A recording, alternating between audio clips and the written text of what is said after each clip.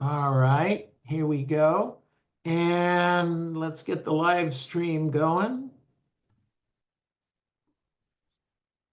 We're going to beam you to Mars.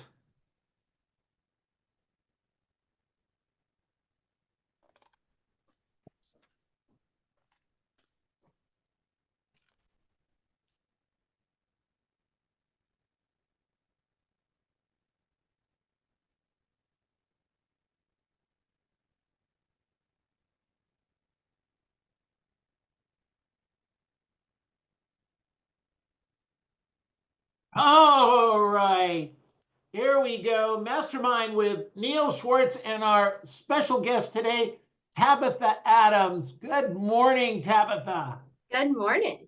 Good morning. Great to have you. I can hear you. You can hear me. We've got a good group already starting. Everybody's coming together. Thank you so much for joining us today. You know, Thank you for having me.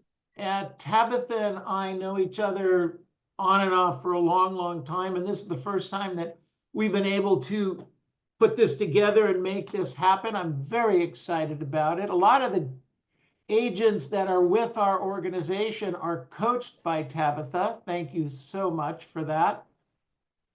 Makes my job always a little bit easier when somebody that's great like you is pushing them down the street also. It's a pleasure. Okay, great. Excellent. Tabitha, why don't you start off with a little bit of information of your background? You came into this business not the typical real estate way. That's right.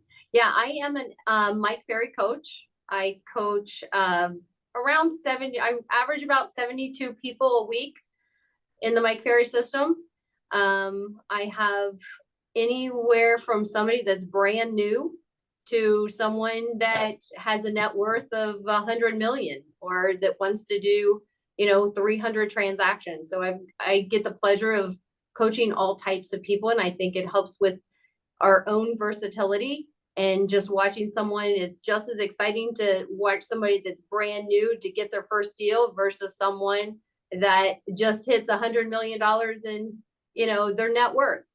So that's what I get to do every single day, is help individuals reach their dreams.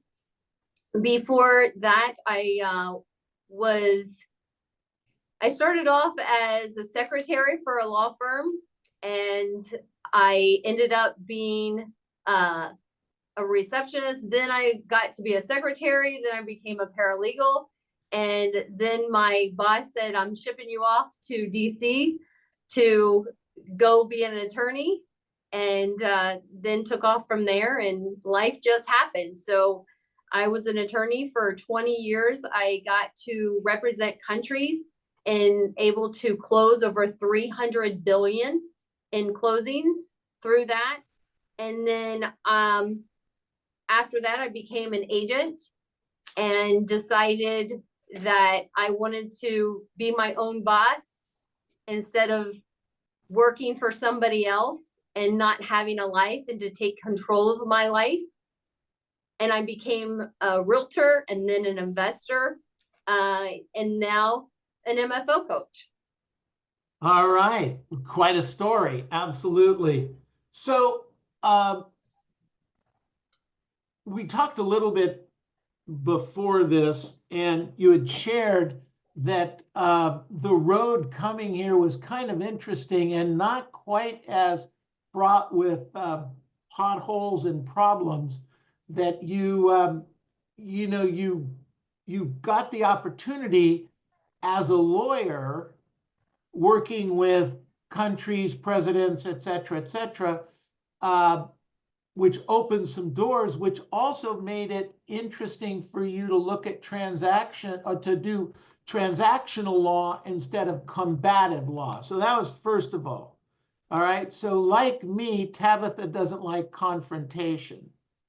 Okay. But as an attorney, she found the transactional law and was able to go down that way and So let me ask you this. If I want to do $100 million, $200 million transactions, do I need to start being an attorney first? No, Or what's the pathway here? the pathway is to actually create a database. Mike always says that our database is our gold mine. It's no different if you want to do a deal that's $50,000 or if you want to put a few zeros on that and do 5 billion. There's nothing different except for the people that you speak with. Just like Neil, you have many agents that work with you, and when they're trying to get the price point up, what do you have them do? They don't keep calling the same database, right? We got to expand that. But when we're on our way to projecting to get a higher price point, we don't abandon what we currently do. So anybody that I coach that wants to get into commercial or wants to get into those higher price points, we don't abandon what's working. We just add on to it until our skills get there and our databases are where they need to be. So we teach previewing property, getting to know the inventory, whatever the inventory is, of course, and also what to say and how to say it. So you would have a similar approach from the law firms, or did you go out and take classes or read books? I mean, you started as a secretary, as an intern, so to speak, and then climb the ladder from there. But when you're talking to, well, you had said that you had worked for both Bush administration and the Obama administration. How do you do that? They're politically, on the opposite fences. So I was fortunate enough to work for a law firm that I was recruited by President Bush to go into this specific law firm. It's a top 1% law firm in Washington, D.C. It was the first lobbyist firm. Unfortunately, we talk about how we get to certain places. And sometimes we have to fall down to get back up. And most of the time we only see the good in where somebody currently is. We never see how they get there. And so everyone has a journey. Everyone has issues. Everyone has problems in their life. But when you get to a certain level, we usually don't share those things, right? Especially in the Mike Ferry world, we keep it positive. But for me to get to that law firm wasn't easy. Like I said, I started as a secretary and I worked for, his name was Senator Aronoff. He recently just passed, but he was such a great mentor and like a father to me. He's like, Tab, he was so good to me. And he's like, you're too smart. You need to get out of Cincinnati. You can always come back, but I'm going to fire you. So you'll leave. You can always come back, but I'm sending you to DC because I do work hard. I know I still work hard. But in Cincinnati, I was standing out and he wanted me to blend in more and he wanted me to become a senator. I actually fell in love with real estate law, like I said, because think about this, guys. You always think of attorneys as very confrontational. I'll confront you. Anybody here that's my coaching client knows that I'll confront you, but I don't like confrontation. Litigation, you have two opposite sides that want the exact opposite thing.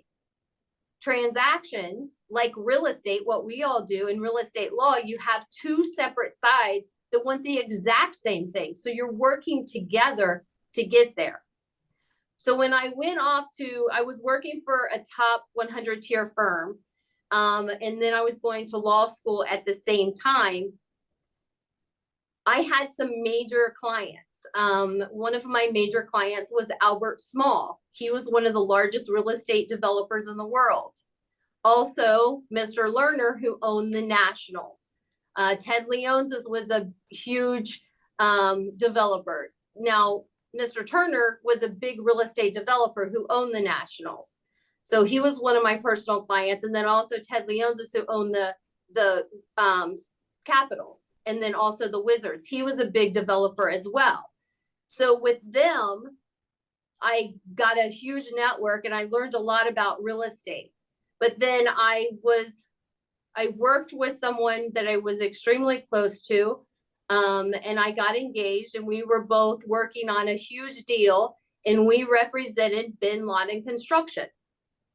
Everybody's heard of Bin Laden, right? Yeah. Well, we were working on a deal, and it went south. We represented Bin Laden Construction. It's the largest construction company in the world at that time. Well, our deal went south. One of the banks that were funding our deal were holding funds for Syria, so our funding was held up. Now, when I went from real estate law to this, when that deal wasn't closing, it was $1.7 million a day in penalties. So today, when you and I have transactions that hold off, it might just be, guys, we're delayed today, right? Or, you know what, you're going to have to keep your U-Haul outside. Imagine having the pressure of $1.7 million in penalties a day because you're not closing. So anyway, our deal went south. We had another closing in LA. We decided that I was going to stay back. At 3 o'clock in the morning, we made that decision. We also had met with the White House because of everything that had gone on that day. I stayed back. He went forward on the plane. And that was the day that I found out his plane crashed into the Pentagon. His plane? It was Flight 77.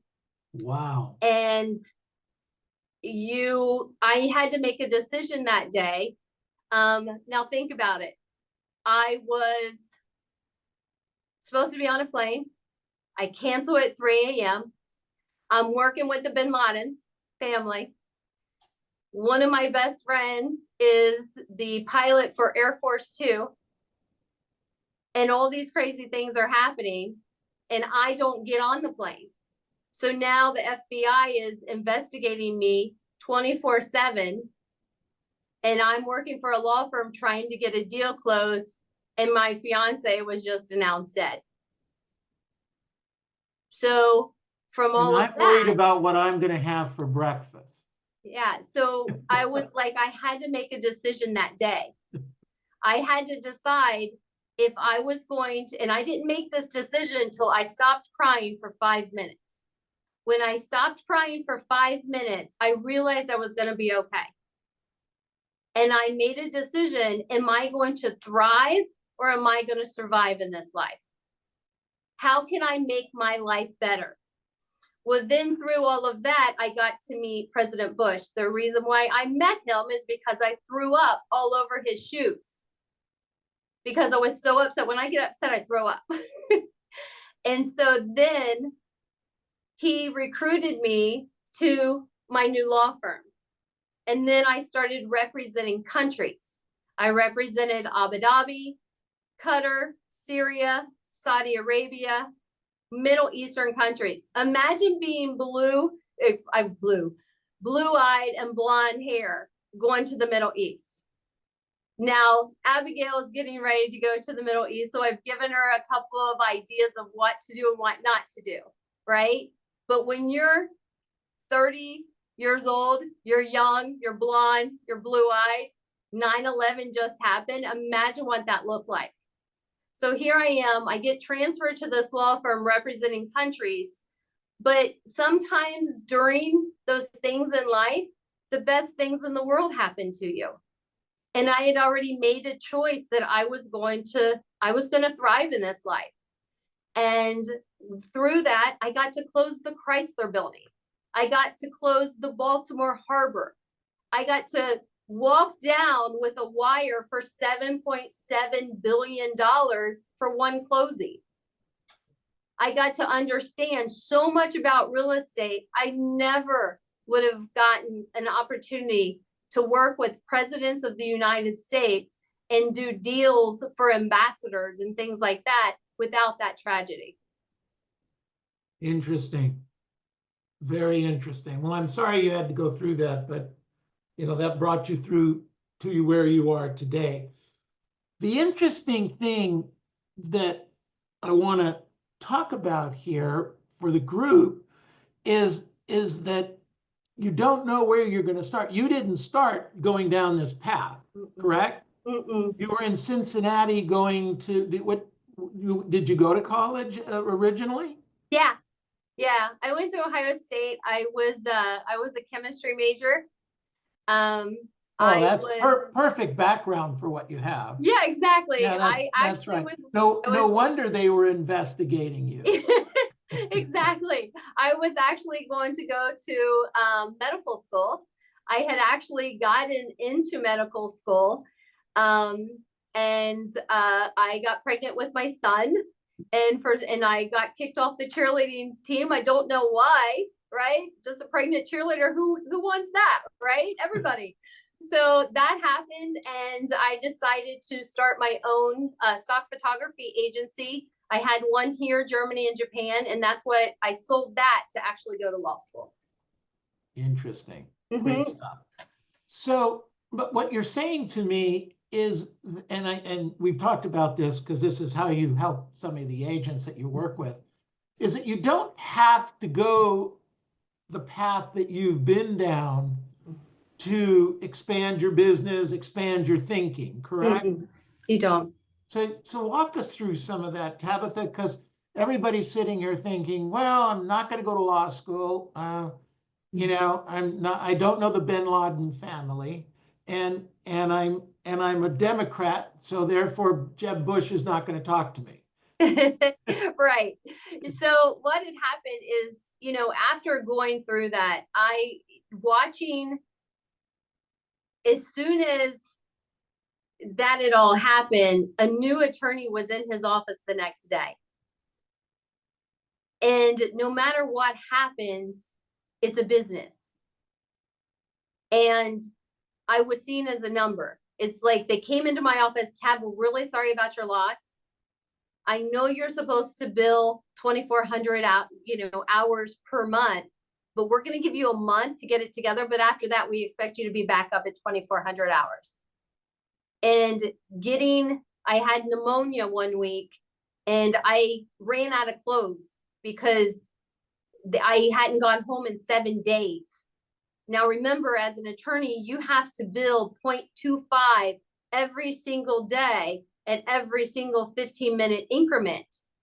So you have to be extremely disciplined. Either your billables or your non-billables, right?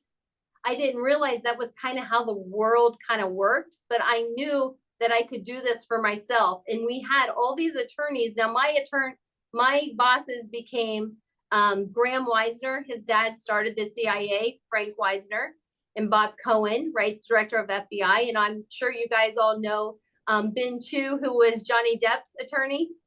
He was my boss too, right?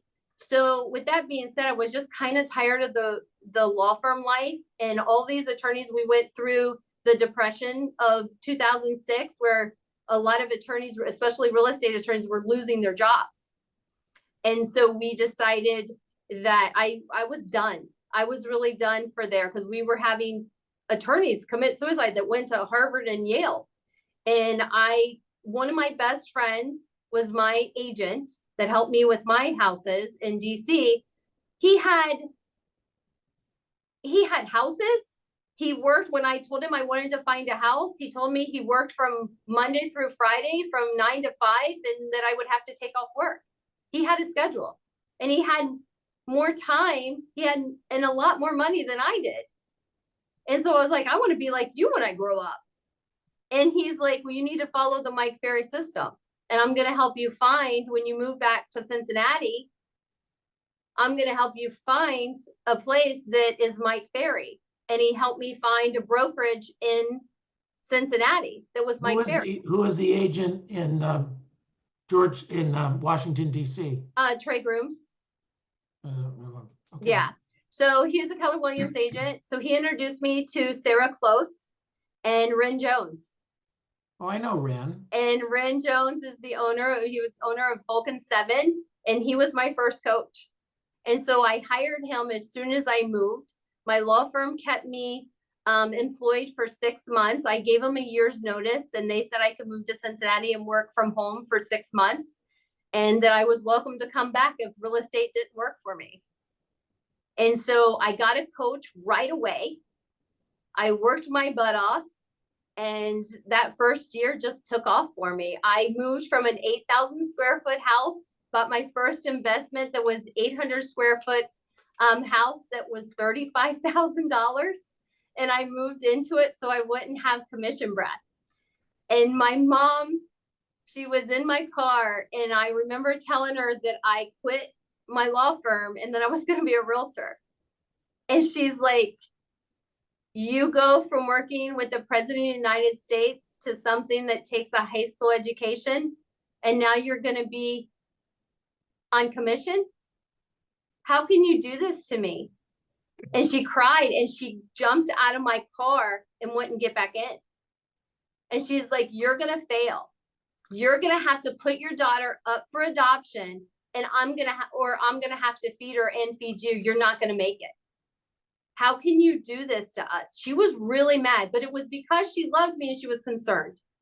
And I looked at her and I said, Mom, this is the only time in my life that I get to control what I make. What does Mike teach us? If we want to double our salary, double your database. That's all you have to do. And here I am. So, okay, but it's not quite that simple, is it? Yes, it is. So tell me what you mean. Mike says our databases are gold mine.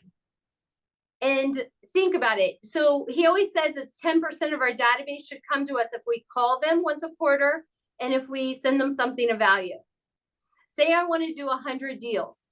So what's 10% of that, right? If I want to do 100 deals, how many do I have to have in my database? 1,000. 1,000, right? So if I don't have 1,000 people, I can make it. If I have 1,000 people in my database, I can do 100 deals. But let's say I don't. Then what do I have to do? I have to call people I don't know and then add them to my database. Well, who should be in there? They have to know me, like me, want to do business with me, or refer business to me, right? Right. If we don't have that, then we've got to keep developing those relationships. So I was an expired FSBO for rent by owners. That was my gold mine, because I really don't like calling my database, and I'll admit that to this day. But I can really make it happen with FSBOs and expireds and for rent by owners. And I think for rent by owners, as Neil, you and I have discussed, that is the gold mine for me every single day. And I really do live by when Mike says, if you want to do a deal, like if you're going to do just one deal, or you want to do a couple of deals, then do it all in once. So I decided to go after portfolios instead of single deals. So Tabitha, I'm not sure that the agents we're talking to understand the concept of portfolios, but I want to say before we start, this is one of the things that intrigued me about you is I'm really been encouraging over the last 15 or 20 years our agents to work the for rent by owner database and build their own database one client at a time. It's my contention, and see if you buy into this, that everyone that owns an investment house or property probably owns two. Is that a fair assumption? Mm-hmm. Okay, at least two. Mm-hmm. And those people also own their own home, correct? Mm-hmm. So every for rent by owner you call and talk to, you capture the phone number, and probably that person now has 3 pieces of property. That becomes a really, really valuable lead. And those are buyers and sellers, not necessarily onesie twosies. Exactly. So tell the story that you shared with me on how much money you've made doing that. Okay, so recently, this was 2 years ago. I was I love to quilt, right? I'm an old lady at heart. I love to quilt. When I retire, I want to just quilt and run a quilt shop. So I was like, you know what? I'm getting old.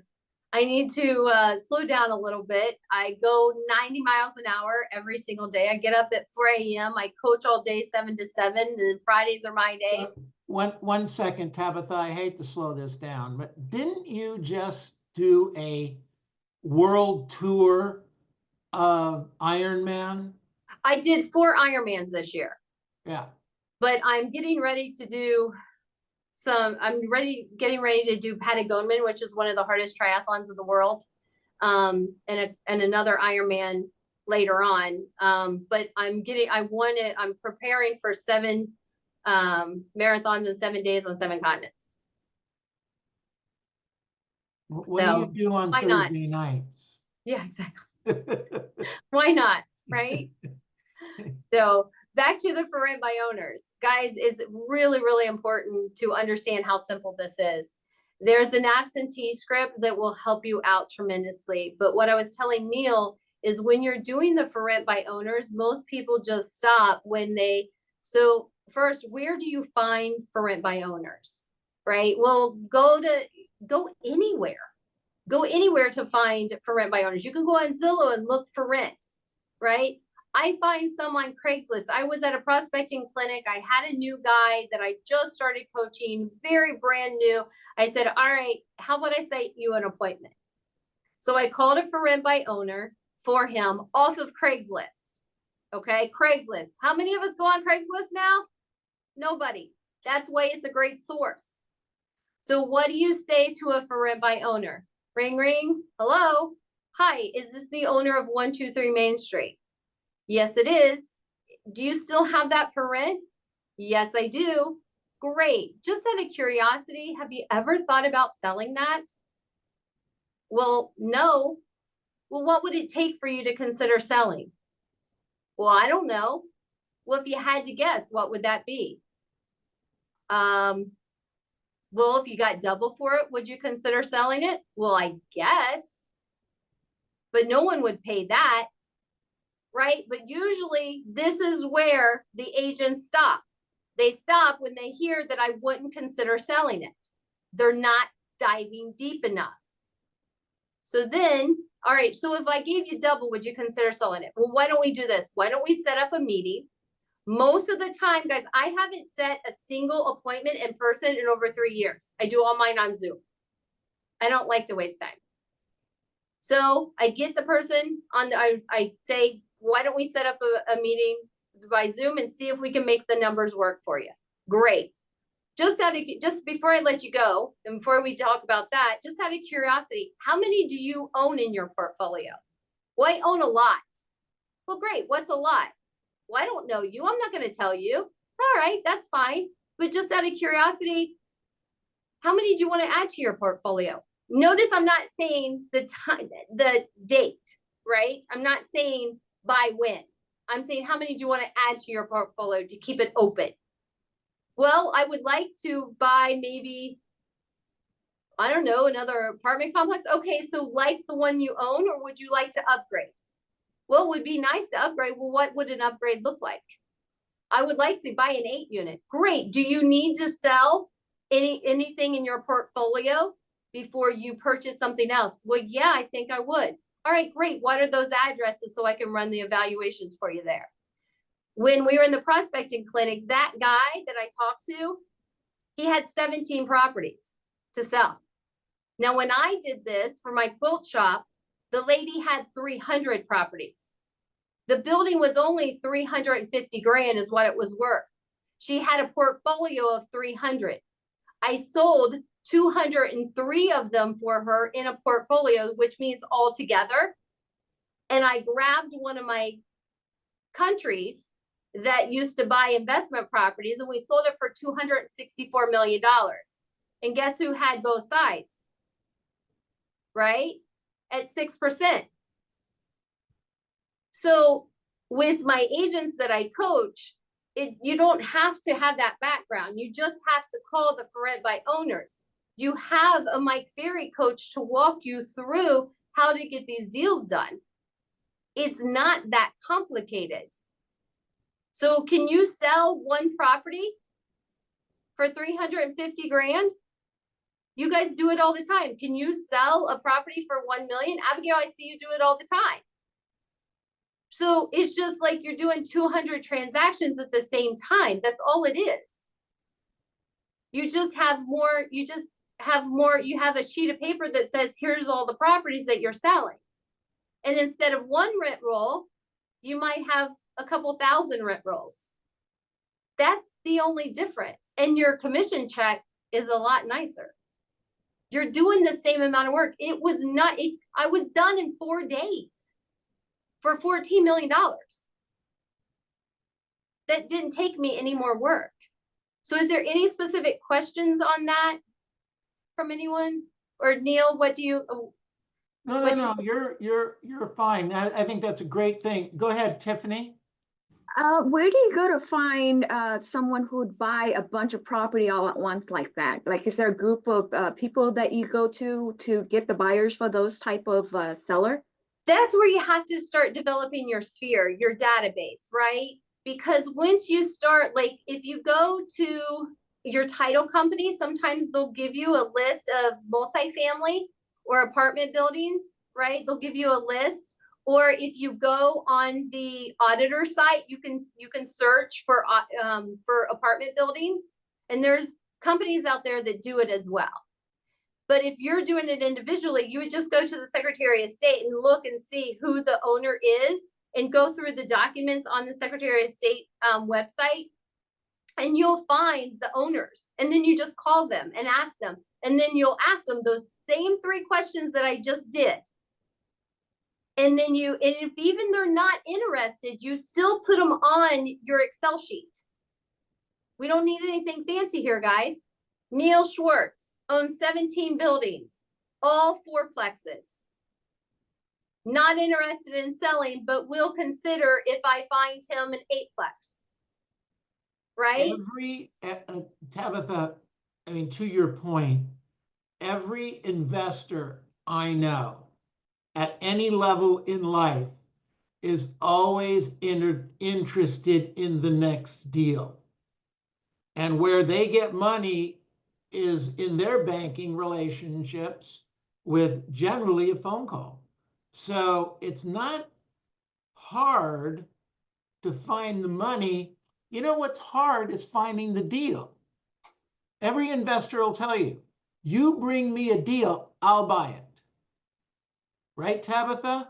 That's exactly it. And you just keep that Excel sheet. So I know if you come to me, Tiffany, and say that I want to buy a 4plex, well, then I just put in my Excel sheet 4plex, and then Neil's name comes up. And I'll be like, okay, what's your budget? Are you paying cash, or are you using somebody else's money? And then I go to Neil, and then we make an offer to Neil. That's how you get both sides, and that's how you make the deals happen. This whole MLS stuff and stuff like that, these kind of deals don't happen that way, because if I'm an investor, I don't want my deal on the MLS. It's kind of a backdoor type thing, but it's so much fun. It's exciting. A lot of the really expensive properties here in Beverly Hills and Newport Beach never hit the market because the buyers don't want it if it's ever been on the market, especially from foreign countries. That's right. Guys, I have 3 they're under 30 years old that we've been coaching for a couple of years now that all make over $1 million doing the exact same thing here. It's just a matter of building that database, and it doesn't take that long. And think about it. How many times do we get into these residential deals that there's so much emotion in it? Well, I'm not closing because of blah, blah, blah. They want me to do blah, blah, blah. And then they have an absolute meltdown because I'm going to miss the house or whatever. There's no emotion in commercial in these kind of deals. You're not getting the phone calls on the weekends or at night. They don't want to talk to you, and you don't want to talk to them.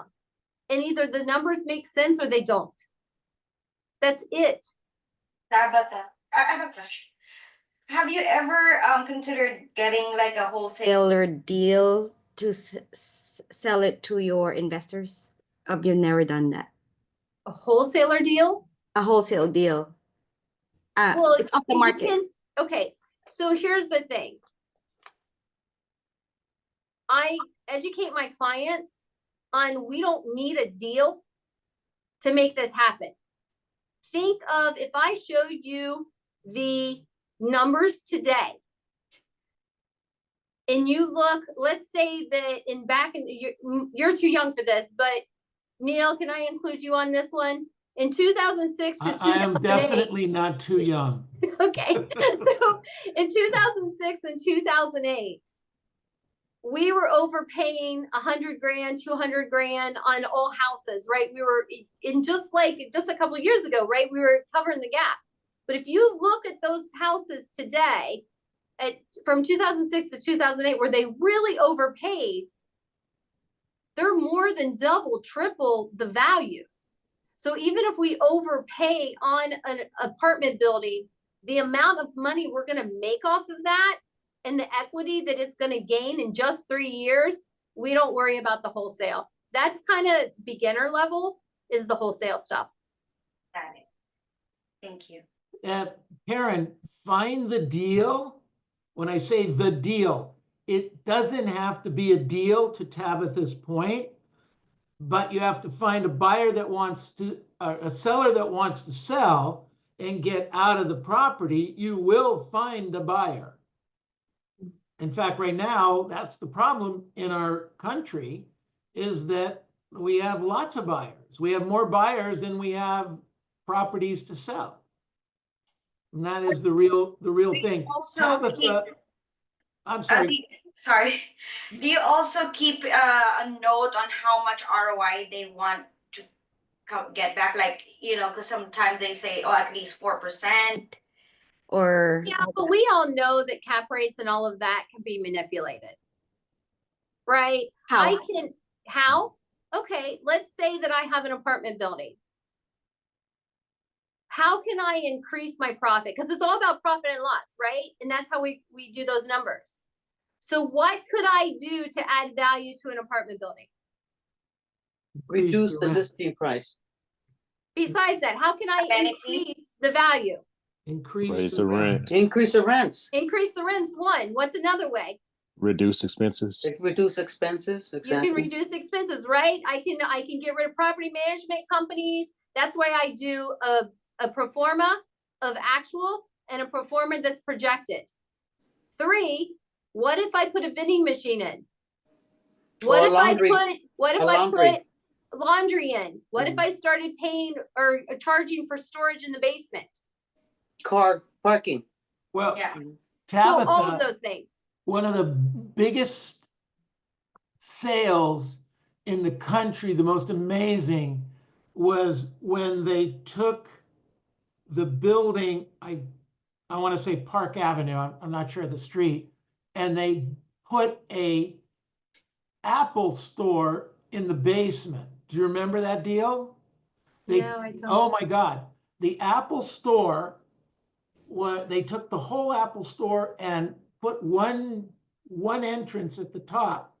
And they took a building that was a white elephant and made a multi-billion-dollar deal out of it because they put an Apple store in the basement. Wow. It was amazing, amazing. I'll get the address for you. It's a textbook story on what you can do to change the value of a building. Because the moral of all this is just keep it really simple. Just create a database, right? Just start calling for rent by owners, single family. Ask them how many they have in their portfolio and how many they would consider selling to buy more. Because it doesn't matter as long as they're getting the value for the home that they paid for it. Most of the time, if they want an apartment complex because it's easier, they're willing to sell those single family homes at the price that they sold them for. 9 times out of 10, I promise you. You just got to start doing it. Thank you. Good stuff. Great. Good questions, Karen. Thank you. Other questions at Tabitha right now? I have a last question. Do you do a lot of 1031 or no? Almost everyone does the 1031. Otherwise, you're going to pay capital gains. Got it. Got it. Good stuff. Hey, Tabitha, Dean Souza wanted you to repeat the 3 questions. He came in a little late. Okay, so basically just, would you consider selling that building? Right? What would it take for you to consider selling it? And then just remember, most of the time they're either analytical or driver. So that's where you got to pressure them a little bit. If you had to guess, what would it be? You don't let them off the hook with it. Then how many do you own in your portfolio? And how many would you consider selling? Or what do you want? Well, first you got to ask, how many do you want to add to your portfolio? Then you go back, because they'll say they don't want to sell any of the portfolio. But then when you ask them, how many do you want to add to your portfolio? Then you go back to how many of those do you need to sell in order to purchase? And that's where you hear how many they're willing to sell. Got it. And it's about asking questions. Bingo. And it's about asking questions and building a database of people like that. Tabitha, Phyllis asked a question, do you require a pre-approval letter of proof of funds before you start working with them? Most of the time, yes, you do. You need to know, right? But remember that most people that can do the 90 million, things like that, we're verified with banks. So there's only certain banks that you can work with at those levels. But in the beginning, when you're just doing these apartment buildings and stuff, you get a note that says that you can verify with their bank, because there's so much fraud out there that they'll give you bank statements. Guys, you can change any PDF. They can make sure that you think that the richest people, and there's really weird people out there that just want to give their bank statements to like try to prove that they're rich and act like they want to buy something, and they don't. I don't know why anybody would want to waste their time doing that, but there's people out there. So just make sure that when you do start working with a buyer, that you ask for proof of funds and that you can get a note that says that you're allowed to verify with their bank that the statements are true. Okay, good. Excellent. Good stuff. Other questions of Tabitha? All right, Tabitha, I got to talk about your mindset.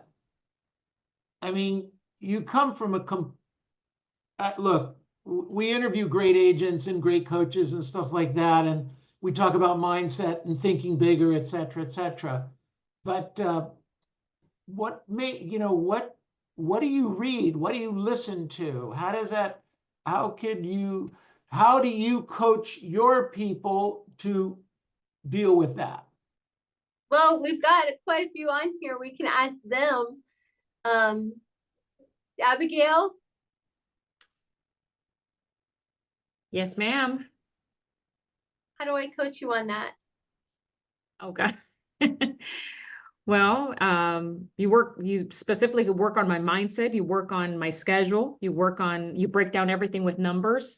Schedule is very important for me, and the numbers. So you break it down to something palatable for me, because I overwhelm myself.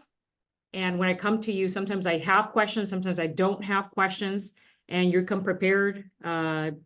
You target everything financially, mindset, and Tabitha, I think Abigail, with if the I could help. mindset, Nail, what I do is I allow myself to have the emotion, but I put a time limit on it. What do Okay. I mean by that? I can allow myself to feel sorry for myself, but I got to ask myself, what benefit does that do for me to feel sorry for myself? So I always put a time limit. It could be 5 minutes, it could be a year, it could be whatever. So how do I get out of emotion? Because emotion doesn't help you anyway. Emotion doesn't. So I change it to logic as soon as I possibly can. So how do I change it to logic? Numbers, right? Like when I was swimming, I had to learn how to swim for my Ironman. And I got really scared when my coach asked me to swim across this lake. I had never done that before. And so he's like, change it to logic. How do you change it to logic? Count your strokes, right? So count or do whatever you can to get it into logic, because emotion does not help you. And just remember, in this world of real estate, I always tell myself I am the calming force in every situation. I That's don't great. watch the news. I listen to Mike. I read what Mike tells me to read. Mike has been a huge influence on me when it comes to mindset, and Sabrina as well. Got it. Good stuff. Excellent. Tabitha, thank you for that. I appreciate it. Okay. Other questions? Tabitha, do we have a hard stop? I forgot to ask you that. How are you for time? I do have a couple coaching calls, but they're on here, so I'll make sure that I make up extra time for them. All right. Natalia, are you okay? Yes. Okay. All right. Got it. Excellent. Fantastic. All right. So, what do you think your superpower is? Oh, superpower. I can eat a lot of Little Debbie's. I love those. But gosh, superpower. I would say discipline. Okay. 100% discipline. I stick to a schedule. Remember Mike always says you find your freedom in your schedule. I follow a schedule, and also making sure that you take time for yourself. Every Friday, I have a meeting with myself, and I think that has been a very key to my success. Good for you. You're not late for those meetings, are you? I'm never late. If you Good have stuff. meetings with yourself, what does that meeting entail? Or is it meeting like going out to go, like say surfing or something like that? No, well, I do exercise anywhere from an hour to 6 hours a day, right? Because I do Ironmans. So it's basically, I go over all my finances. I look at my goals.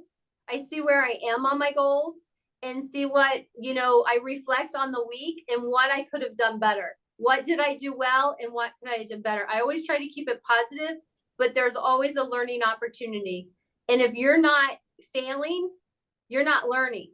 So where did I fail this week and what can I learn from that? I think that's extremely important. But we're so busy as agents and we have so much going on. I coach 7 to 7, So if I don't make time for myself to stop and reflect, how do I know where I am or how I'm doing? How do I know I'm even reaching my goal? Is that meeting a whole day meeting? Or sometimes it's seriously an hour. Sometimes it's more than that. But that day is my day to where I get to do whatever I want to do. That's when I go over all my coaches or my coaching clients and write notes for them. I think about all of them, how I can move them forward. And I usually go to lunch with a friend and just do whatever I want to do on that Friday. that's helpful. Good stuff. Hey, Tiffany, did you Yeah. have a question? Yes, I do. Hi, Tab. Thank you. I wanted to ask you, I know that Mike always talked about following your schedule. Do you have any tips for an expressive who gets distracted a lot on how to follow my schedule? Stop trying to eat the whale. Break it into bites, right? Look for your distractions. Follow the morning schedule first. Figure out what is best for you. Making sure that you're always in the morning, that you're working on your future business. Do not let anybody rob you of that. Once you get that morning schedule down, then you can focus on the afternoon schedule. But you gotta figure out that morning schedule and do a time study every single quarter to see what your distractions are, to see if you either need to change the schedule or can you put that distraction somewhere else. Thank Good you. question, have to- Tiffany. there's- Thank you. Real fast on that, Tiffany. We can all follow our schedule when we're motivated, when we're excited about something. When we're not excited anymore, that's when you got to bring in the discipline and the consistency. Every day doesn't have to be 100%. My Ironman coach, Nick Chase, told me, he goes, Tab, I'm not expecting 100% from you every single day, but I need consistency from you. That's how you win. So don't beat yourself up when you can't give 100%, but you got to kick in the discipline. Tabitha, that's great. Everybody, unmute yourselves. Unmute yourselves. Let's give her a big hand. Woo! All Yay. Thank you, right. Tabitha. Thank Good you. job, you. Tabitha. Appreciate That was it. fantastic. Thank you, you. Tabitha. Really, really good. That's One great. of the things that we do, Tabitha, at the end of the interview is go around the room and everybody talks about what they learned. You're welcome to hang out and Yeah, I'd like to listen. hear that. If that's okay with you, Natalia? Okay, Okay. All right. Well, anytime you need to break off, we get it. okay, thank you. All right. Fantastic. All right. What did we learn today from Tabitha Adams? What did we learn? I learned that data- you can go on Craigslist and look for rents by owners. Rochelle, exactly. Go look for rent by owners. That's great. Good stuff. Christopher, did you have your hand up? Yeah, I did. I was going to say go for portfolios instead of single deals. Well, there you go. But remember, in order to eat in the beginning, Tabitha had to do some single deals. Yep. Before Fizbo's she- expired. Yep. Yeah. Okay.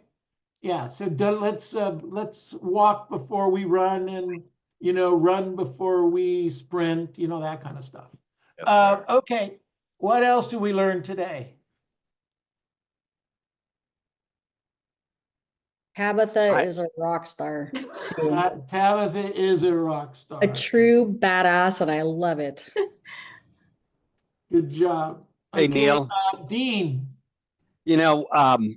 Tabitha, thanks for repeating the questions, and just by adding those into the for rent by owner script just makes it much more a much better conversation and getting more information out of those people who really don't want to share a lot of information until you start asking intelligent questions. So thank you for that. That's good. Excellent. Thank you, Dean. Good stuff. What else did we learn? I just want to thank Tabitha for this statement. I am the calming force in every situation. And she is. Phenomenal. And she is. Good stuff. What else did we learn today? Thinking big and taking, leaps and I getting mean, into real estate. this woman thinks bigger than damn near anybody I've ever talked to. That's great. Fantastic. Good job. I What have else? one. Abigail, go ahead. I have one of you. Without the, I mean, she is amazing. Every time I hear her talk, she's just golly, she's just so wonderful. One thing that I did learn is without tragedy or adversity, there is no success. So she's she's just determined, and she goes back. I mean, you can fall off the wagon, then she'll dust herself up and get back, go back. She's a go-getter. 100%. And no matter what happens in business, and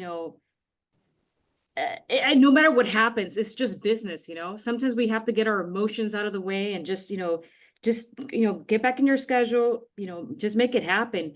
And the one thing that she said is at the end of the game is you are a number, and it is true.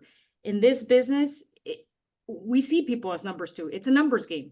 So it's just so interesting the way she, everything that led her to today, who she is today. So I thought that was well, Abigail, I wanted to say this earlier. It's not a numbers game to you, but in order for you to start, you started very, very small, and you were perfectly okay with your investing starting small, and it didn't overwhelm you. But you started with a studio condo, and that was what, 5 years ago? That's 14 years ago. Was it really? I know. Wow. Well, congratulations, because right now, we talk about trying to buy one property a year, and you're on track for it. So congratulations. But you wouldn't be there if it wasn't for the first studio apartment. Yes, and I'm at 10 properties. Well, I appreciate that, but you did all the heavy lifting. Thank you. Okay. Thank you. But you're doing a great job with it. Congratulations. Who else? What else did you learn today? What else? What else? What else? What else? What Grow else? your database. Oh, grow your database. Oh my God, Rosa, thank you. Develop a searchable Excel Wait. There was spreadsheet. another thing she said. When you want to do more business, build your database bigger. Double your database was exactly the quote. Okay? A blinding flash of the obvious. You know, we talk about doing that all the time. You want to do 1,000 transactions. If you want to do 100 transactions, you got to have 1,000 people in your database. But that's going to take a little bit of time to build up. But if you built it up 8 people a month times 12 is 96. If you call that 100, every year you're adding 100 to your database. So in anywhere from 8 to 10 years, you would have 1,000 people that know you and you know them. You don't need any more in life. You don't need any more in life than 1,000 people in your database that you know and they know you. That will be a masterful year, rest of your life. And then if you grow it the way Tabitha's growing it, you don't have to settle for a lousy $1 million a year. You could have $4, $5, $8 million a year. What the heck, right, Tabitha? Exactly. All right, what else do we learn from Tabitha? Come on, you guys, let's go. Your I have emotions two. don't matter. Manuel, sorry, go ahead. Your emotions don't matter. Your emotions don't matter. Exactly. Christopher? Expand my thinking in order to expand my business. 100%. All right, everybody, unmute yourselves. Let's give Tabitha again another big hand. All right. Thank you. Good job, Tabitha. Thank you, thank you, thank you. And thank you all for having me and showing up. I really appreciate it. Well, we appreciate you. Thanks again. Bye, guys. I'll see you at the retreat.